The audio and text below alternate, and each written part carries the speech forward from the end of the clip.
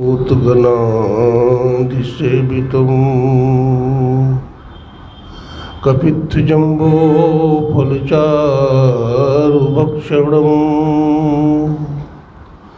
उमासुतं शोकविनाशिकारिकं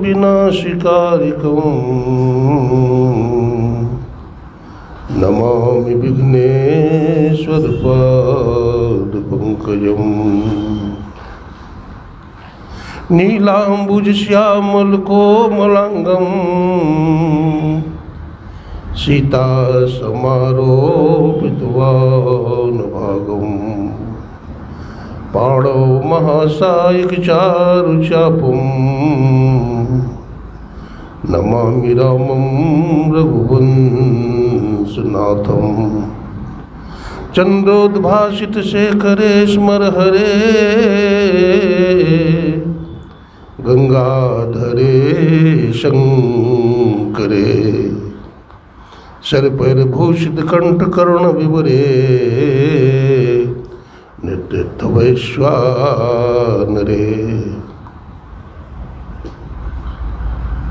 गजाननं भूतगणाधिसेवितं कपित्थजम्बो फलचारुभक्षणम् उमासुतं शोकविनाशकारिकं नमामि विघ्नेश्वरपादपङ्कजम्। बन्धौ गुरुपदकञ्ज कृपासिन्धु नररूपहरि महामोहतम पुञ्ज जासु वचन रविकर निकर। बोलिए प्रेम से श्री सद्गुरु महाराज की, श्री सद्गुरु महाराज की, श्री सद्गुरु महाराज की। अव्यक्त रूप में अनंत श्री विभूषित 20वीं सदी के जाज्वल्यमान प्रचंड मार्तंड संत सद्गुरु महर्षि मही ब्रह्मन जी महाराज के त्रैलोक पावन पाद पद्मों में कोटि कोटि नमन। गुरुदेव की मस्तिष्क स्वरूप ब्रह्मलीन पूज्यपाद महर्षि संत ब्रह्मन जी महाराज एवं उनके हृदय स्वरूप पूज्यपाद ब्रह्मलीन महर्षि साहिब स्वामी जी महाराज तथा संत मत के वर्तमान आचार्य महर्षि हरनंदन ब्रह्मन जी महाराज के चरण कमलों में कोटि कोटि नमन करते हैं, कोटि कोटि प्रणाम करते हैं। हमारे परम आदरणीय हमारे इंजीनियर साहब अरविंद बाबू, हमारे प्रोफेसर साहब श्रद्धेय श्री विद्यानंद बाबू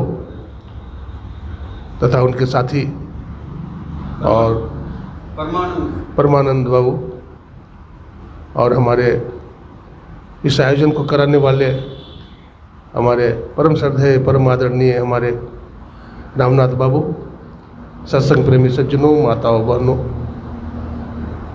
रक्षाबंधन के शुभ अवसर पर मैं सबको साधुवाद देता हूँ, सबको नमन करता हूँ, सबको प्रणाम करता हूँ।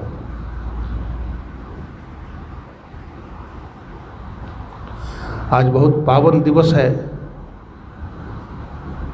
रक्षाबंधन। और रक्षाबंधन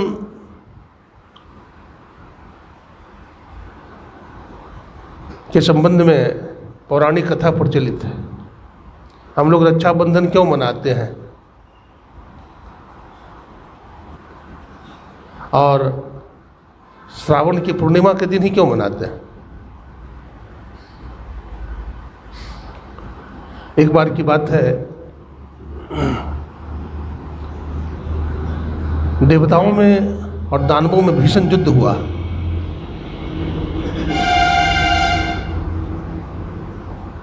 देवता लोग भोगी होते हैं और राक्षस लोग तपस्वी होते हैं।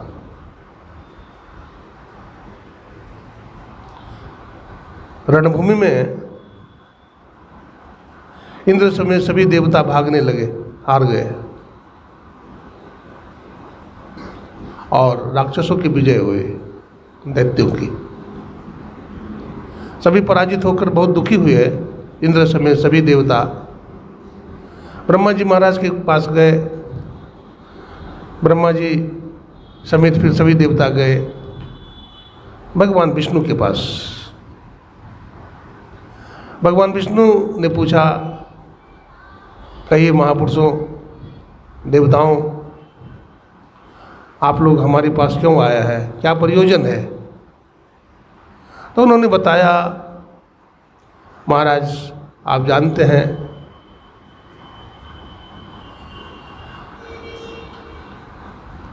सुर और असुरों में भयंकर संग्राम होता आ रहा है अनादिकाल से, और असुर इतने बलवान हैं, शक्तिशाली हैं कि सुर हार गया, देवता लोग हार गया, और हम लोगों को स्वर्गलोक से खदेड़ दिया है, स्वर्ग पर अपना अधिकार कर लिया है। हम लोग आपके शरण में आए हैं, रक्षा कीजिए। तब भगवान विष्णु ने कहा, देवताओं,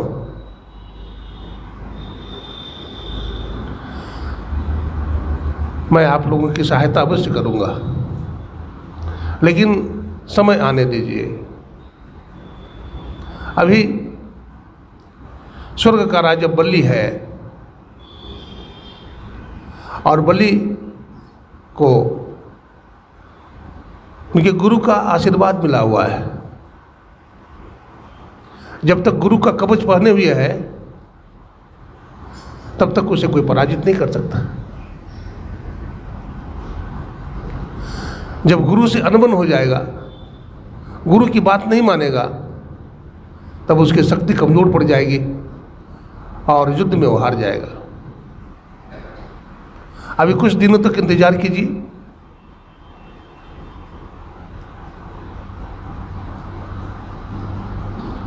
कुछ वर्षों के बाद जब समय आया तो भगवान विष्णु ने वामन का अवतार लिया। बोलो वामन भगवान की जय। भगवान विष्णु ने वामन का अवतार लिया, बिल्कुल छोटा रूप बनाया भगवान बौना का।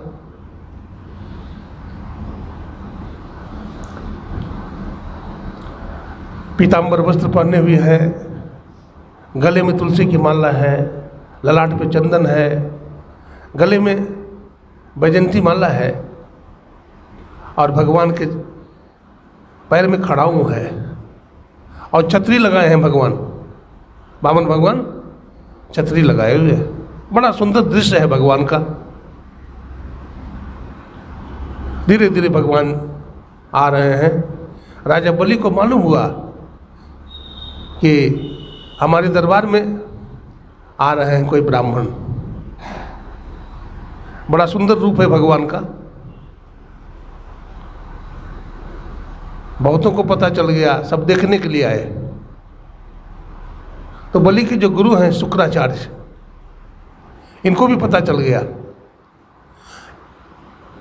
तो शुक्राचार्य ने देखा तो कहा कि अरे, ये तो कोई ब्राह्मण उम्मन नहीं है, ये तो साक्षात भगवान विष्णु है, और ये इसका सब राजपाट छीन लेंगे, छल से इसके राजपाट को छीन लेंगे। क्या करना चाहिए? तो शुक्राचार्य ने अपने शिष्य बलि के कान में कहा, विष्णुस्ति, ये विष्णु भगवान है, इसको जमीन मत देना, इसको जमीन मत देना, कुछ भी दान मत देना।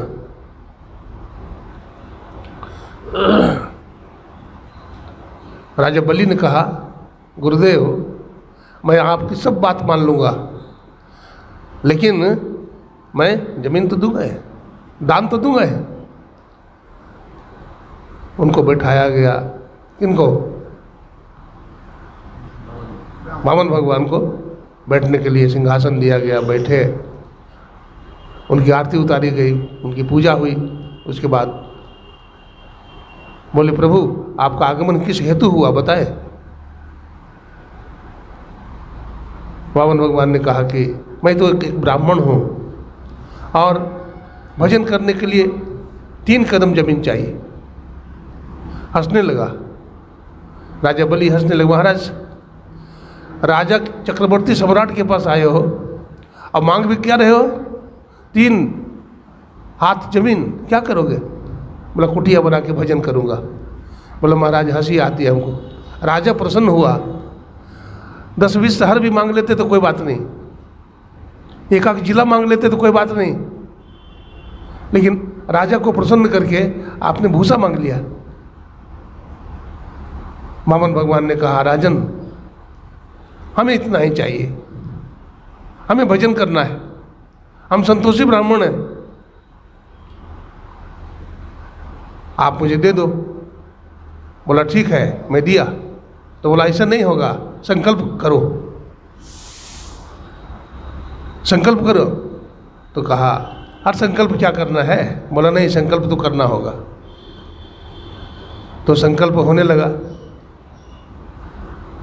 शुक्राचार्य ने क्या किया, अब संकल्प होता है तो शंख से पानी लेकर के ये किया जाता है, संकल्प होता है। तो उन्होंने क्या किया, योगी तो थे, शंख के छेद में जाके बैठ गए। अब पानी निकले तब न संकल्प बोला जाए, पानी ही नहीं निकलता, अवरुद्ध हो गया। तब उन्होंने क्या किया,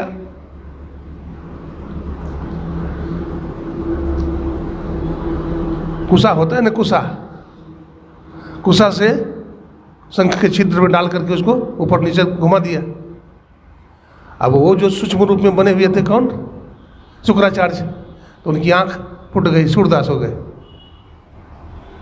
दान देने में जो मना करे वो सूरदास हो जाता है ना। अब क्या होता है,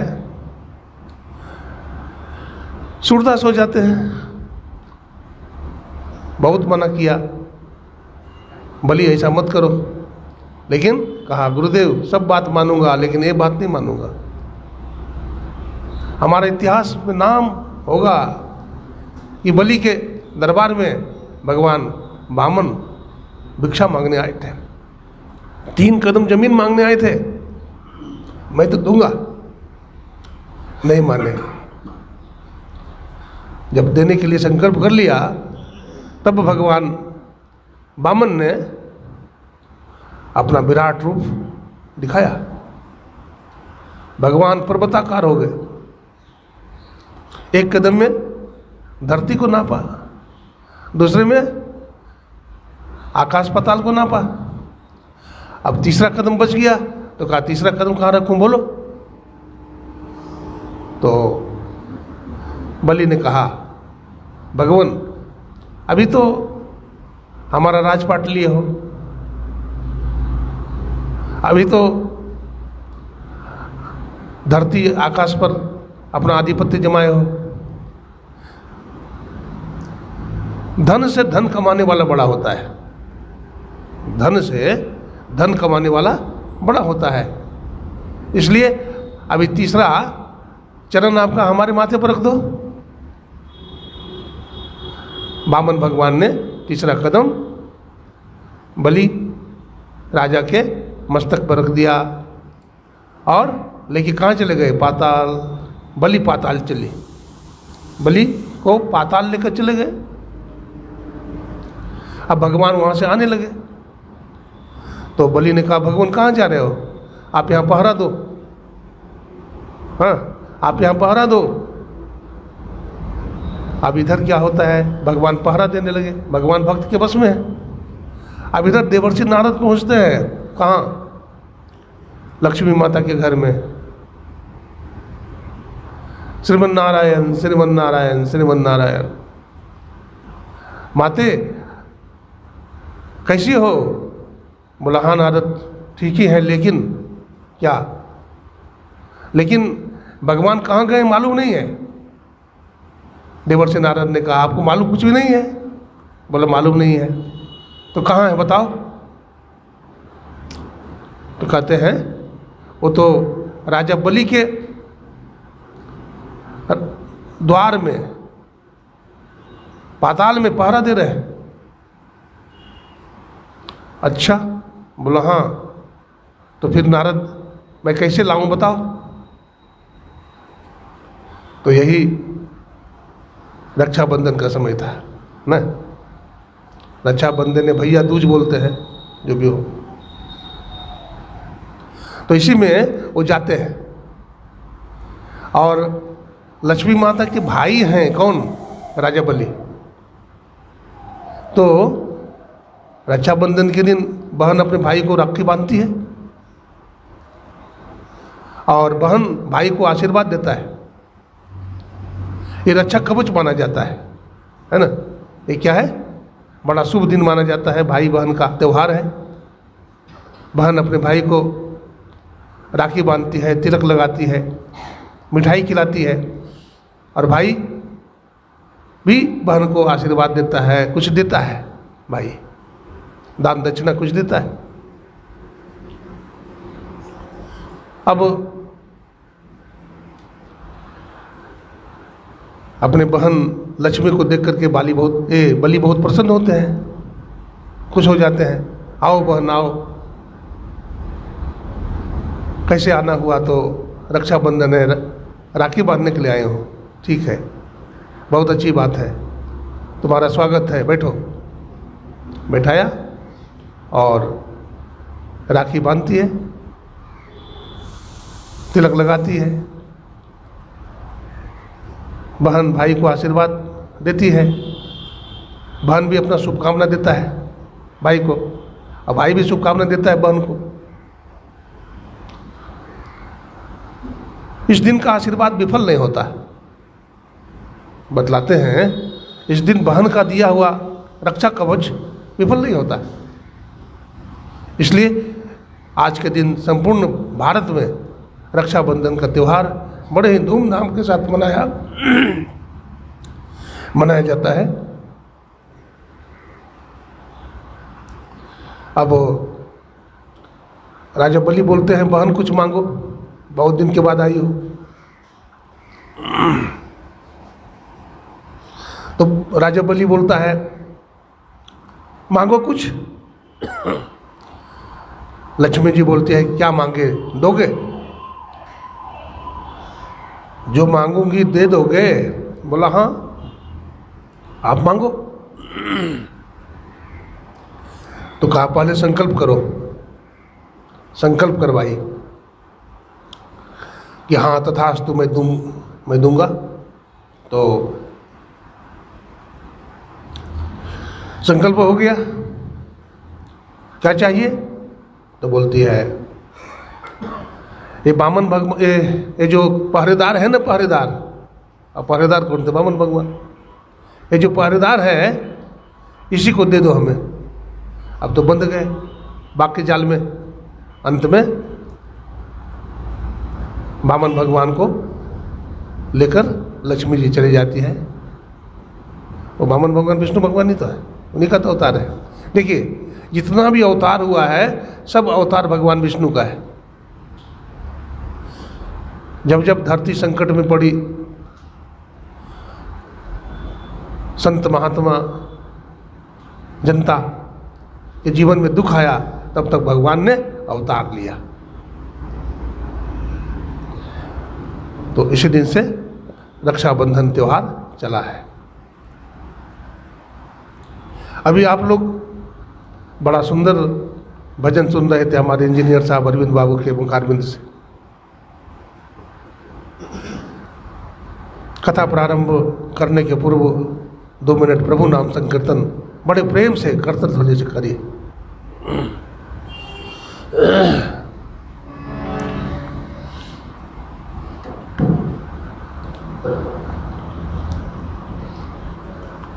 राम का नाम लेकर जो मर जाएंगे, राम का नाम लेकर जो मर जाएंगे, ओ अमर नाम दुनिया में कर जाएंगे। राम का नाम बोलिए। राम का नाम लेकर जो मर जाएंगे, राम का नाम ओ अमर नाम दुनिया में कर जाएंगे, ओ अमर नाम दुनिया में कर जाएंगे।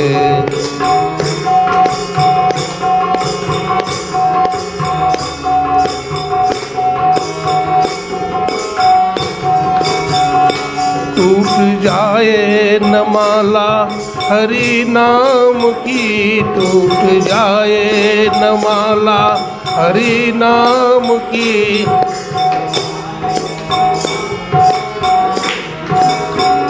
टूट जाए न माला गुरु नाम की, टूट जाए न माला गुरु नाम की, हे अनमोल मोती बिखर जाएंगे, हे अनमोल मोती बिखर जाएंगे।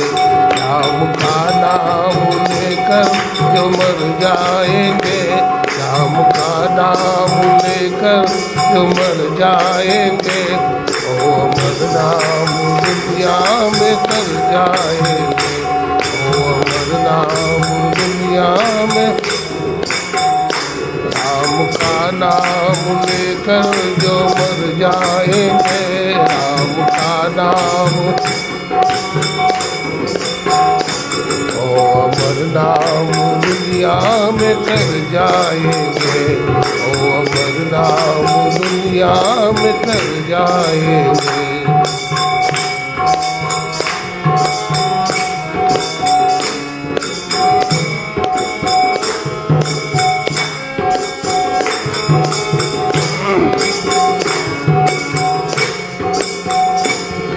न पूछो कि मरकर किधर जाएंगे, न पूछो कि न पूछो कि मरकर किधर जाएंगे, न पूछो कि ओ जिधर भेज देंगे उधर जाएंगे, ओ जिधर भेज देंगे उधर जाएंगे। राम का नाम लेकर जो मर जाएंगे, राम का नाम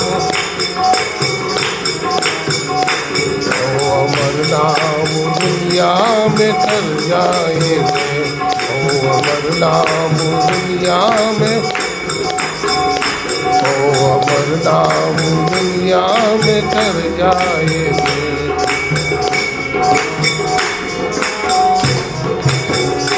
बात मानो न मानो खुशी आपकी, बात मानो न मानो, बात मानो न मानो खुशी आपकी, बात मानो न मानो खुशी आपकी। हम मुसाफिर हैं, हम अपने घर जाएंगे,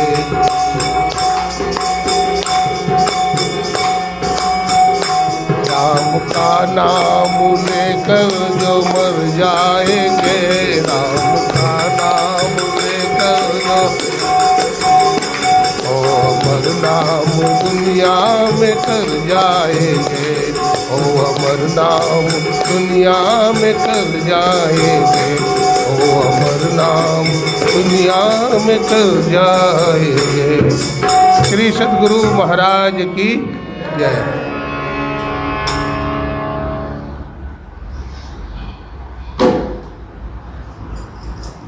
राम का नाम लेके जो मर जाएंगे। राम नाम कैसा है तो कहते अमर नाम, भजो भाई सोई। राम का नाम जो जपेंगे वो अमर हो जाएंगे।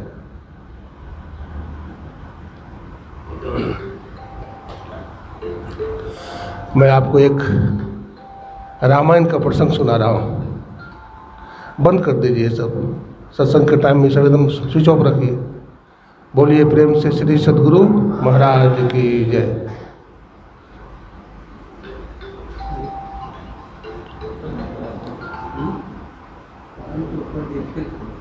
स्विच ऑफ कर दीजिए ना। बोलिए प्रेम से श्री सद्गुरु महाराज की जय। माता जानकी का हरण हो चुका है।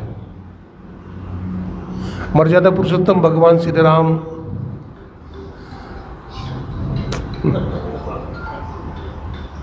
अपने बांदी सेना के साथ मीटिंग कर रहे हैं।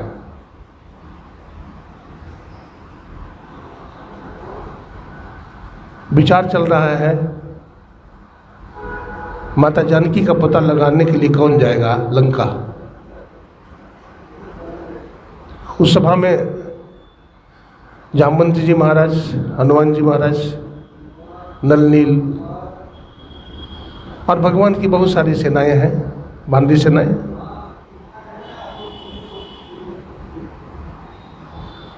जब कोई तैयार नहीं हुआ, जामवंत जी ने कहा कि प्रभु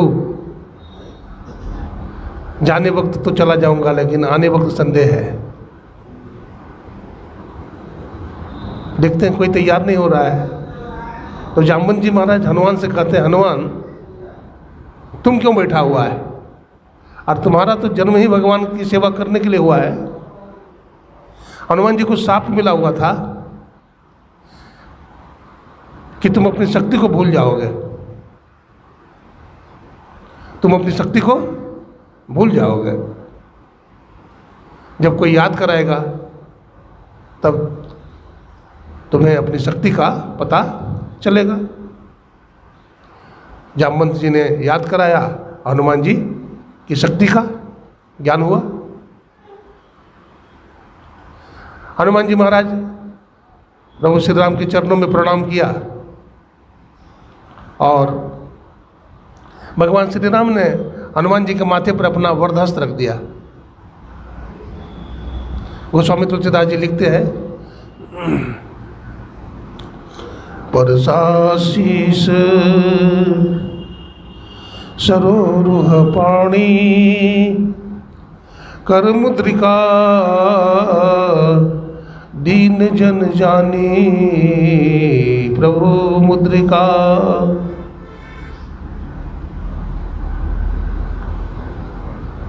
भगवान श्री राम ने हनुमान जी के माथे पर अपना वरदहस्त रखा।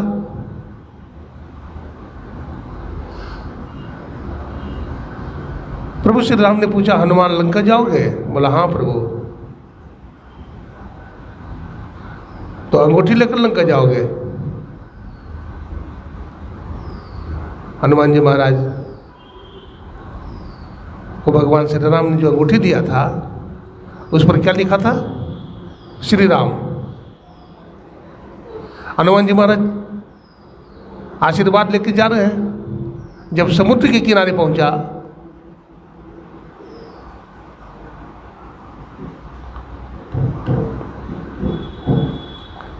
जब समुद्र के किनारे पहुंचा तो वहां जाकर देखा कि समुद्र की लहर तो बहुत तेज है और समुद्र बड़ा विशाल है। लेकिन उन्होंने अपने भगवान राम के दिया गया अंगूठी को, जिस पर श्री राम लिखा हुआ था, उन्होंने क्या किया? प्रभु मुद्रिका मेली मुख माही जलधि लांग गए अचरज नाही। प्रभु मुद्रिका मेली मुख माही जलधि लांग गए अचरज नाही। हनुमान जी महाराज भगवान राम के द्वारा दिए गए मुद्रिका को अपने मुख में डाला। अच्छा एक बात बताइए, हनुमान जी महाराज अपना मुख में क्यों डाला मुद्रिका को? क्योंकि राम नाम लिखा हुआ है। अपना पॉकेट में डाल लेते? पॉकेट में नहीं डाला। अपना अचला में बांध लेते, अंगूछा में बांध लेते? नहीं बांधा। कहाँ रखा? मुंह में। क्यों? भगवान का नाम, राम नाम मुख में रखने की चीज़ है। तो मुद्रिका को मुख में रखने से क्या होगा? गोस्वामी तुलसीदास जी लिखते हैं, राम नाम मन दीप धर, जीह दे हरि द्वार, तुलसी भीतर बाहर हो, जो चाहसी उजियार। राम नाम रूपी क्या है? मणि है। इसको कहाँ रखना चाहिए? जीभ पर रखना चाहिए। तो जीभ पर रखने से क्या होगा? अंदर और बाहर उजियारा हो जाएगा, प्रकाश हो जाएगा। ऐसे समझिए जैसे आपके घर में एक लालटेन है, ठीक है, और लालटेन को अगर कमरा में रखेंगे तो कमरा में प्रकाश होगा, बाहर में अंधेरा होगा। लेकिन आप कमरा के चौखट के पास रखेंगे, दरवाजा पर रखेंगे, तो अंदर में भी प्रकाश हो जाएगा और बाहर में भी प्रकाश हो जाएगा। जल जाए जिह्वा पापनी राम के बिना। भजन करने से जीवन का कल्याण हो जाता है। कबीर साहब ने कहा है, भजन बिनु बैल बिराने हुई हो। भजन के बिना क्या बनोगे? बैल बन जाओगे, 84 लाख जोनी में भटकोगे।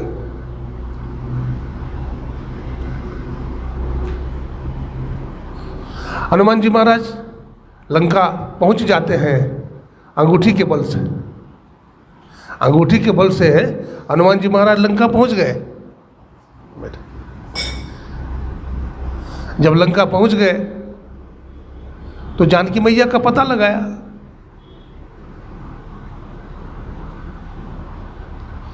और पता भी चल गया, माता जानकी अशोक वाटिका में बैठी हुई है, अशोक वृक्ष के नीचे। हनुमान जी महाराज को भूख लगी है, हनुमान जी फल खा रहे हैं। जब फल खा लिए तो आते हैं उस वृक्ष के पास जहाँ माता जानकी चिंतन में बैठी हुई है, शोक कर रही है। माता जानकी का शरीर बहुत दुर्बल हो गया है। हनुमान जी महाराज भगवान श्री राम के द्वारा दिया गया अंगूठी को गिराते हैं। माता जानकी उठाती है और अंगूठी को पहचान लेती है। कहते ओ भाई कौन हो? ये अंगूठी को गिराने वाले तुम कौन हो? तो हनुमान जी महाराज क्या बोलते हैं? गोस्वामी जी लिखते हैं, राम दूत मैं मातु जानकी, सत शपथ करुणा निधान की। हे माँ, मैं रामदूत हूँ। माता जानकी ने कहा, हनुमान मैं तो समझती थी कि तुम राम जी के बाण हो, लेकिन कब से तुम बन गए रामदूत? तुम रामदूत मत बनो, तुम रामबाण बने रहो। अच्छा, रामदूत में और रामबाण में क्या अंतर है बताइएगा? रामबाण में और रामदूत में कुछ अंतर है? देखिए अंतर है। रामबाण कहेंगे तो राम जी का बाण हुआ। राम जी बाण को जिधर चलाएंगे, जिस दिशा में चलाएंगे, बाण उधर चला जाएगा। तो बाण को कोई अहंकार नहीं होगा। राम जी बाण को चाहे जिधर भेज दें, राम जी की इच्छा। सूखी पत्ता को चाहे तूफान जिधर उड़ा के ले जाए, सूखी पत्ता कुछ नहीं बोलता। अगर कहेंगे रामदूत हूँ तो अहंकार पैदा होगा। किसके दूत हो? तो राम जी के दूत हैं। बाहर है, हम कम हैं क्या? हम राम जी के दूत हैं। अहंकार पैदा होगा। माता जानकी हनुमान जी को अपना बेटा कहती है, हमारा पुत्र को अहंकार न हो, क्योंकि अहंकार और पाखंड भक्ति में बाधक है। गुरुदेव लिखते हैं, पाखंड अरु अहंकार तजी, निष्कपट हो और उदीन हो, सब कुछ समर्पण कर गुरु की सेवा करनी चाहिए। जीव को अगर अहंकार हो जाए अथवा पाखंड हो जाए तो ईश्वर की भक्ति नहीं कर सकता।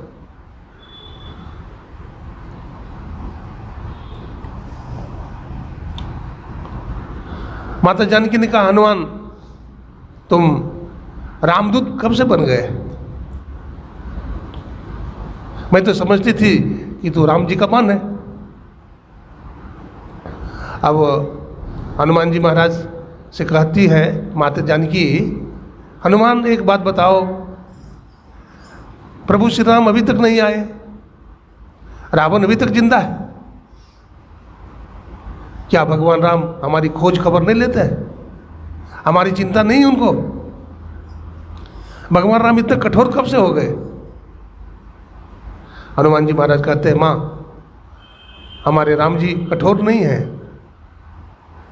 अरे इतना समय हो गया, रावण का इतना अत्याचार बढ़ रहा है, मैं कितना दुखी हूँ, और आप कहते हो राम जी कठोर नहीं है। तो राम जी कैसे हैं? हनुमान जी कहते हैं, श्री रामचंद्र कृपालु भजुमन हरण भव दुख दारुणम। हे माँ, राम जी दयालु हैं, कृपालु हैं। राम जी दयालु हैं, कृपालु हैं, और रावण अभी तक जिंदा है। रावण का इतना अत्याचार हो रहा है। हाँ माँ, आप जितना चिंता करती हो ना, भगवान आपसे कई गुना विशेष चिंता करते हैं। इसलिए प्रभु श्री राम जल्दी आएंगे। माता जानकी बोलती, हनुमान अगर प्रभु श्री राम 1 महीना के अंदर नहीं आए तो मैं शरीर त्याग दूंगा। अब तो हनुमान जी दुखी हो गए। नहीं माँ, ऐसा ना करो, प्रभु श्री राम जल्दी से जल्दी आएंगे। अब हनुमान जी महाराज माता जानकी के सटाओ भैया काम करते हैं। हनुमान जी कहते हैं, माँ प्रभु श्री राम ने अंगूठी दिया था, वो अंगूठी मैंने आपको दिया। अंगूठी देख करके आपको विश्वास हुआ कि प्रभु श्री राम की अंगूठी है, भगवान का दूत आया है हनुमान। ठीक उसी प्रकार से मैं तुम्हें ढूंढने आया हूं, तो आप भी कुछ चिन्ह दो। तो माता जानकी सोचती है, क्या चिन्ह दे? तो प्रभु श्री राम ने चूड़ामणि दिया था विवाह में, तो याद आया, वो चूड़ामणि निकाल करके हनुमान जी के हाथ में देती है। हनुमान जी महाराज उसको लेकर के समुद्र के इस पार आ जाते हैं। प्रभु श्री राम के श्री चरणों में पहुंचते हैं प्रणाम करने के लिए। जाके प्रणाम करते हैं श्री राम जी के चरणों में। भगवान श्री राम पूछते हैं, हनुमान तुम लंका गए थे? हाँ प्रभु। अंगूठी लेकर लंका गए थे? तो नहीं प्रभु। अरे हनुमान, जाने के वक्त तुमको अंगूठी दिया था मैंने, अब तुम कहते हो कि अंगूठी लेकर के लंका नहीं गया। हनुमान जी कहते, प्रभु अंगूठी लेकर के मैं लंका नहीं गया, अंगूठी हनुमान को लेकर लंका गई। कहते, अरे हनुमान, अंगूठी में इतना बल कहाँ है, इतनी शक्ति कहाँ है कि तुम्हारे जैसे भारी बंदर को 700 योजन लंबा समुद्र पार करवा दे? अब हनुमान जी महाराज तर्क देते हैं, प्रभु एक बात बताइए, अंगूठी कहाँ रखते हैं? भगवान श्री राम ने कहा, अंगूठी तो हमारे अंगुली से जुड़ी होती है। तो प्रभु जो आपकी अंगुली से जुड़ी हुई होगी उसी में उतना बल होगा, उसी में उतनी शक्ति होगी कि हनुमान जैसे भारी बंदर को 700 योजन लंबा समुद्र पार करवा दे। हनुमान जी महाराज अब भगवान श्री राम विराजमान है वहाँ। प्रभु श्री राम पूछते हैं, अच्छा हनुमान एक बात बताओ, इधर से तो तुम अंगूठी के सहारे चले गए, लेकिन एक बात बताओ उधर से इधर कैसे आए? अब तो राम जी समझ रहे हैं कि हनुमान जी फंस जाएगा, लेकिन हनुमान जी फंसने वाले थोड़े हैं। राम से अधिक राम कर दासा। राम से भी ज़्यादा पावर किन में है? हनुमान जी में। वो फंसने वाले नहीं है। बताओ उधर से इधर कैसे आए? तो हनुमान जी महाराज कहते हैं, लय मुद्री वा पार गई, चूड़ामणिया पार, सिया बिरह लंका जरी,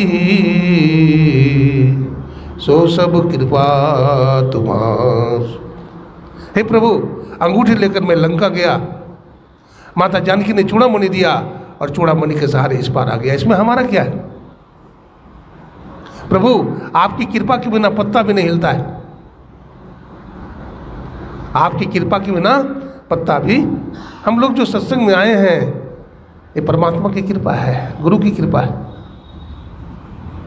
बिना गुरु भगवान की कृपा से हम लोग सत्संग में आ नहीं सकते, क्योंकि पुण्य पुंज बिन मिला न संता। हम लोगों का पुण्य पुंज जमा हुआ है तो हम लोगों को सत्संग मिल रहा है।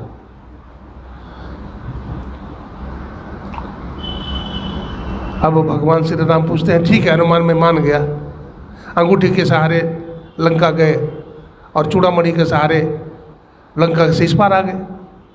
लेकिन एक बात बताओ, मैंने सुना था कि तूने संपूर्ण लंका को जलाकर राख कर दिया है। हनुमान जी महाराज मुस्कुराते बोलते, नहीं प्रभु, मैंने लंका नहीं जलाई, तो फिर लंका कैसे जली बताओ।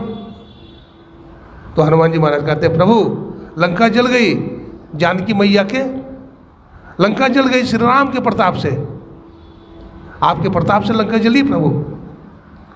और लंका कैसे जली? तो हनुमान जी कहते हैं, जानकी मैया के संताप से। और लंका कैसे जली?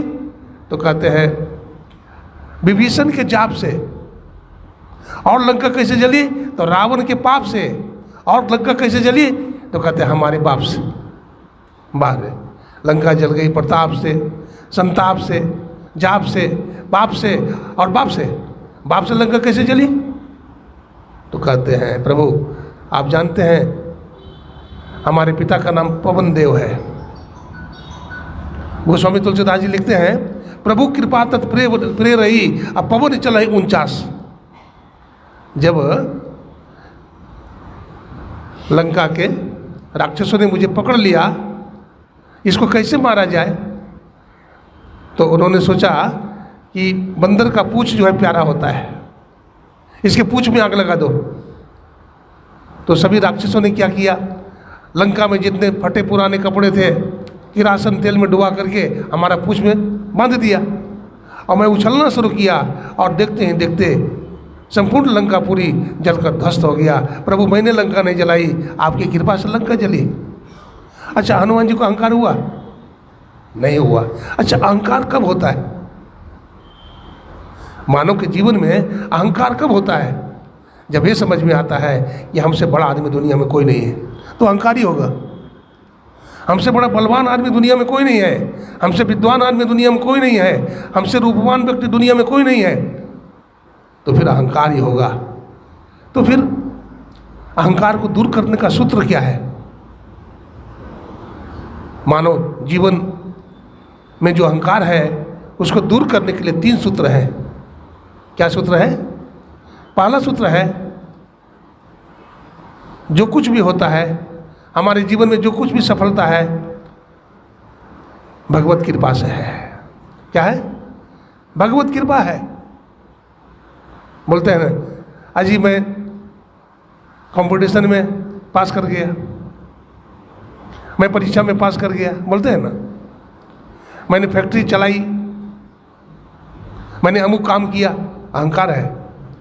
वो काम कैसे हुआ? प्रभु की कृपा से। तो हमारे जीवन में जो कुछ भी सफलता है इसका कारण है प्रभु की कृपा। पहला सूत्र। अहंकार न हो जीवन में, इसका दूसरा सूत्र है, हमसे बड़े लोग भी संसार में हैं, हमसे बलवान, रूपवान, धनवान, शीलवान, हमसे बड़े लोग भी दुनिया में हैं, तो फिर अहंकार रहेगा। तो अहंकार को दूर करने का दूसरा सूत्र हुआ, हमसे बड़े लोग भी संसार में हैं। और तीसरा सूत्र क्या है? प्रभु का नाम। जीवन में जब कभी घबराकर तेरा नाम आता है, तेरे रहमत का सहारा काम आता है। मुश्किलें आसान होती है बड़ी मुश्किल से, आदमी बनता है बलवान बड़ी मुश्किल से। छोड़ना सरल है घर का, जर का, जन का, लेकिन छूट सकता है मान बड़ी मुश्किल से। मान गुमान नहीं छूटता है, ये बड़ी मुश्किल से छूटता है। ये कब छूटेगा? जब प्रभु का नाम हमारे मुख से निकलेगा, जब हम भजन करेंगे। इसलिए साजोबाई कहती है, भजन आतुरी कीजिए और बात में देर, और बात में देर जगत में जीवन थोड़ा, थोड़ा सा जीवन है, भजन कीजिए। कबीर साहब कहते हैं, सुकृत कर ले, नाम सुमर ले, को जाने कल की, जगत में खबर नहीं पल की। यह मन तो है हस्ती मस्ती, काया मिट्टी की, सांस सांस में नाम सुमर ले, अवधि घटे तन की, जगत में खबर नहीं पल की।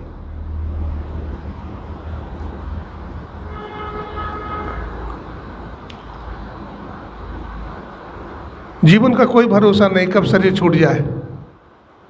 कोई भरोसा है इसका? कोई भरोसा नहीं। एक सेठ जी थे बम्बई में, उन्होंने बड़ा आलीशान बिल्डिंग बनाया,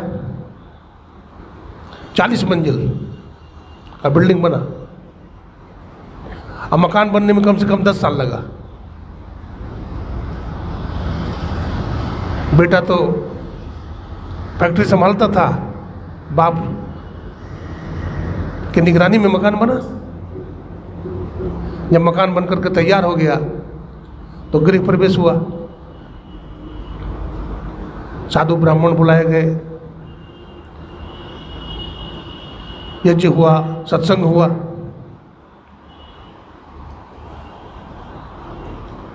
भोज भंडारा प्रारंभ हुआ।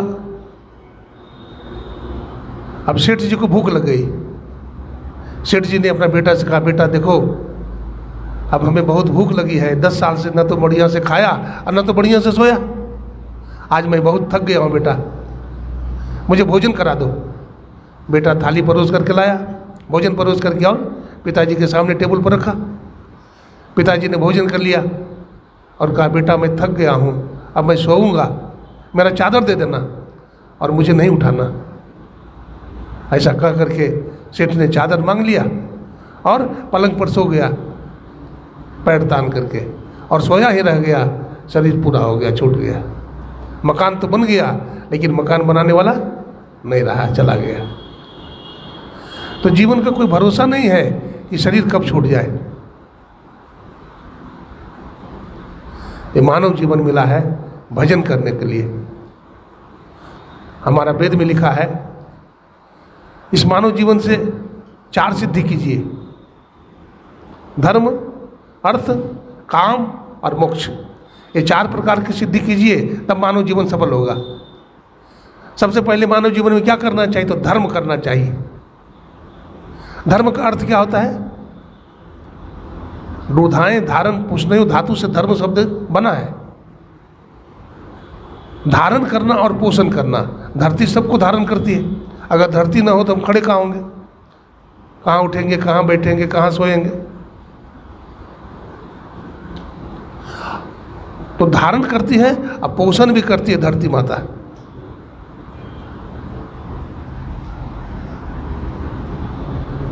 तो सबसे पहले धर्म करना चाहिए और उसके बाद फिर अर्थ। कुछ लोग कहते हैं पहले अर्थ, नहीं, पहले अर्थ नहीं होगा।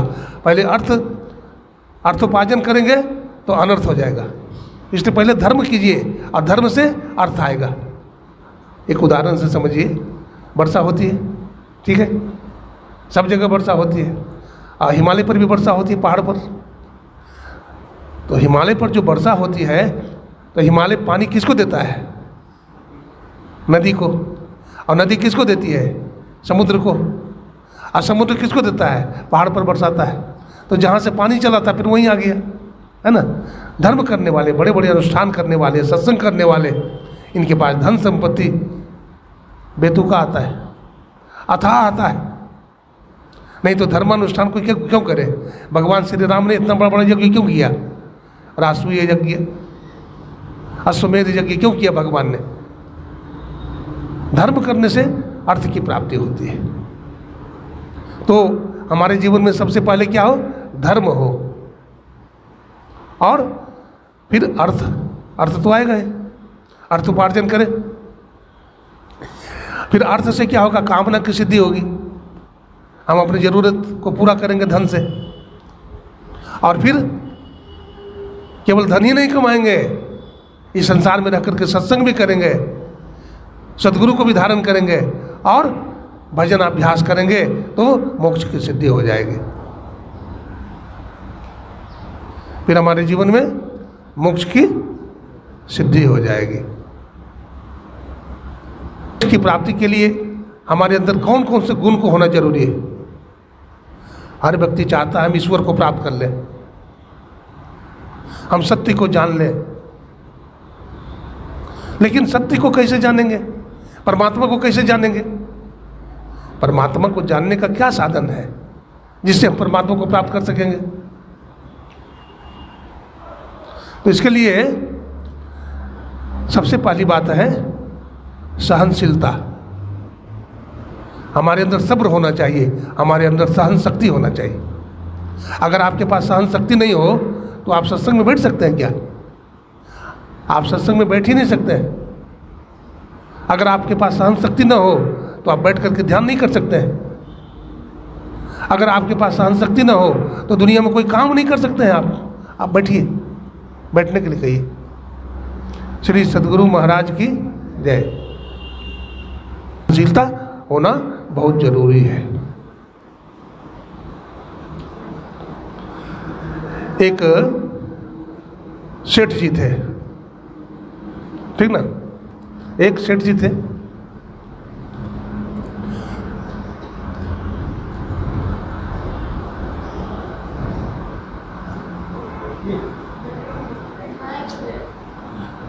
सेठ जी के पास हीरा था,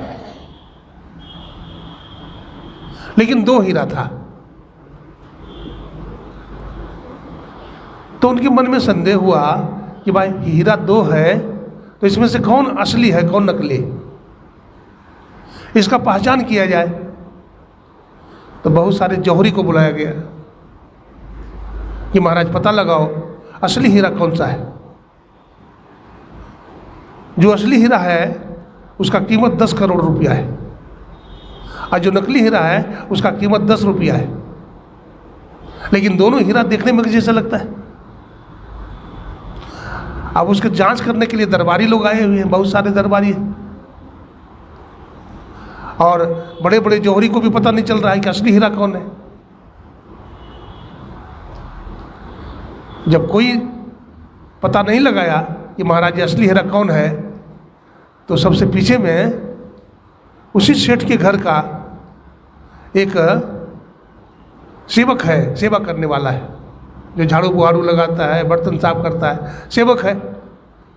तो सेवक खड़ा हो गया, बोला राजा साहब अगर आपका आदेश हो, छोटी मुंह बड़ी बात होगी, अगर आपका आदेश हो तो मैं बता दूंगा असली हीरा कौन है।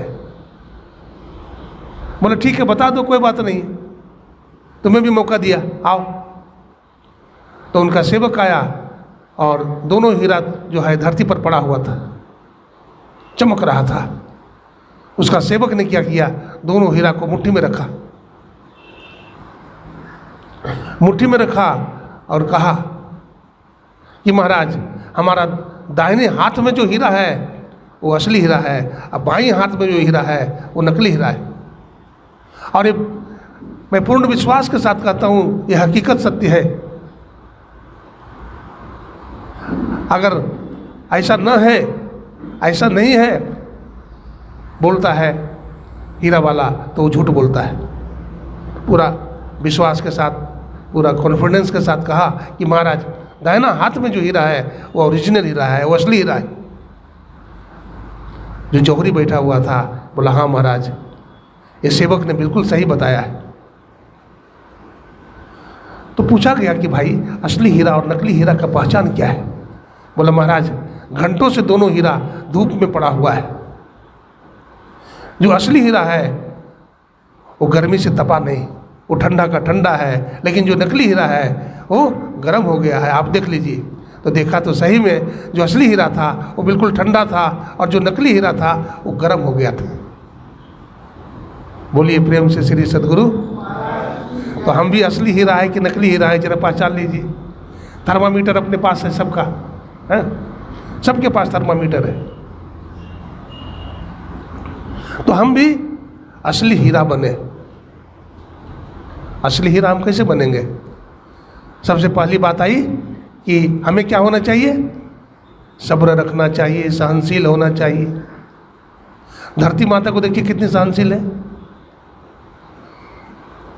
कोड़ काड़ धरती सहे, काट कूट बन राय, और खल के वचन साधु सहे, और से सहा न जाए। धरती माता पर हम लोग चलते हैं, सोते हैं, खेती का काम करते हैं, धरती मैया बोलती है हमको कोड़ काट क्यों करते हो? और जंगल को हम नष्ट कर देते हैं, कुल्हाड़ी से काट देते हैं, लेकिन जंगल बोलता है हमको क्यों काटता है? वो नहीं बोलता है। तो कोड़ काट धरती से है, और काट कूट बन रहा है, और खल के वचन साधु से है, दुष्ट के वचन को साधु महात्मा सहन कर लेते हैं हंसते हुए, और उससे सहा न जाए, और उससे सहा नहीं जाता है। गोस्वामी जी लिखते हैं, बुंद आघात सह गिरी कैसे, और खल के वचन संत सह जैसे। जैसे ओला बरसता है, वर्षा होती है, पहाड़ कुछ बोलता है कि हम पर ओला क्यों गिराते हो? ठीक उसी प्रकार से हमारे जीवन में सहनशीलता होगी तो हम भी महान बन जाएंगे। भगवान श्री राम की सहनशीलता देखिए, कैसे सहनशील है भगवान। लक्ष्मण जी महाराज उब गए, लेकिन भगवान राम उबे। उस समय का प्रसंग मैं सुनाता हूँ, जब विश्वामित्र मुनि भगवान श्री राम को स्वयंवर में ले गए हैं, धनुष यज्ञ में। बड़े बड़े नरेश पहुंचे थे, बड़े बड़े योद्धा बलवान, धनुष को तोड़ने के लिए। दशानन रावण भी आया था, कुंभकर्ण भी आया था, बाणासुर भी आया था, और बड़े बड़े राजा महाराजा आए थे। एकाएक ही धनुष तोड़ने के लिए जाते हैं, उठाते हैं, हिलता ही नहीं है, तोड़ेंगे क्या? राजा जनक चिंतित हो जाते हैं, और उन्होंने ये भी कह दिया ये धरती वीरों से रहित हो गई। और लक्ष्मण जी महाराज तो शेष के अवतार है, वो तो उछलने लगे। जनक क्या बोला तूने? ये धरती वीरों से रहित हो गई? तुम्हें मालूम नहीं इस सभा में कौन बैठा है? इस सभा में मर्यादा पुरुषोत्तम भगवान श्री राम बैठे हैं, और उनके सामने ये बात शोभा नहीं देती। ये तुम्हारा धनुष क्या है? बालापन में मैं कितने धनुष को ऐसे उखाड़ करके तोड़ दिया, आसमान में फेंक दिया, और अभी तक गिरा भी नहीं है। तुम्हारा सड़ा हुआ धनुष है। जब ऐसी बात बोला तो विश्वामित्र मुनि ने समझाया लक्ष्मण को, लक्ष्मण शांत रहो। तब उन्होंने क्या किया? आदेश दिया, श्री राम उठो और धनुष को तोड़ो। शंकर चाप जहाज, वो भगवान शिव का धनुष था। भगवान शिव का धनुष था, बहुत मजबूत है। तो भगवान श्री राम जब धनुष तोड़ने लगे तो भगवान राम धनुष को एक ही हाथ से उठा लिया। जब धनुष को एक ही हाथ से उठाया तो सभा में भगदड़ मच गई। अब भगवान श्री राम सोचते हैं धनुष को मैं कहाँ तोड़ूं? अगर किनारे में तोड़ देता हूँ तो लोग कहेंगे राम कायर है, इसलिए मैं धनुष को किनारे में नहीं तोड़ूंगा, इसको बीचों बीच तोड़ूंगा। भगवान श्री राम ने क्या किया? धनुष को एक ही हाथ से उठा लिया। धनुष में दो चीज होती है, डोरी और कमानी। भगवान राम ने डोरी को तोड़ा या कमानी को? बताइए बताइए। भगवान राम ने डोरी को तोड़ा या कमानी को? कमानी को तोड़ा। तो कमानी मजबूत होती है कि डोरी? बोलिए, क्या मजबूत होती है? कमानी होती है। मजबूत कमानी होती है। आप लोग बोलिए माता बहन, क्या मजबूत होता है? डोरी की कमानी? कमानी मजबूत होता है, ठीक है। रामनाथ बाबू बोलिए, कमानी मजबूत होता है। तो कमानी को नहीं टूटना चाहिए, फिर कमजोर चीज को टूटना चाहिए, डोरी को। ऐसा क्यों हुआ? भगवान राम ने क्या किया? कमानी को अपने से दूर कर दिया ना, और डोरी को अपने छाती से लगा लिया। तो जिसको भगवान राम अपने छाती से लगा लेंगे वो टूटेगा कभी, और जिसको अपने से दूर कर देंगे वो टूट जाएगा। रामचरितमानस हमें शिक्षा देती है।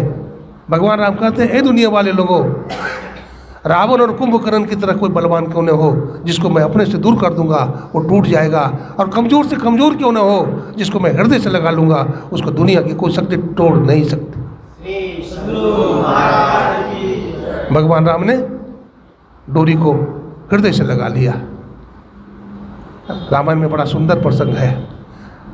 रावण भगवान के शरण में आया, विभीषण भगवान के शरण में आ गया।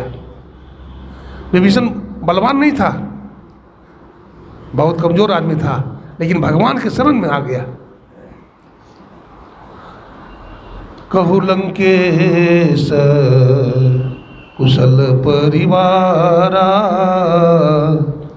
कुशल कुठार बास तुम्हारा, खल मंडली बसे दिन राति।